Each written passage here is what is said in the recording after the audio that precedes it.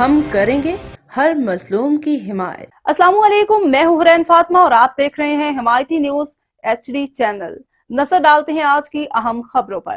قرغیزستان کے دارالحکومت بشکیک سے خصوصی طیارے کے ذریعے 290 پاکستانی طلباء کو لے کر پہلی پرواز پشاور پہنچ گئی ہے۔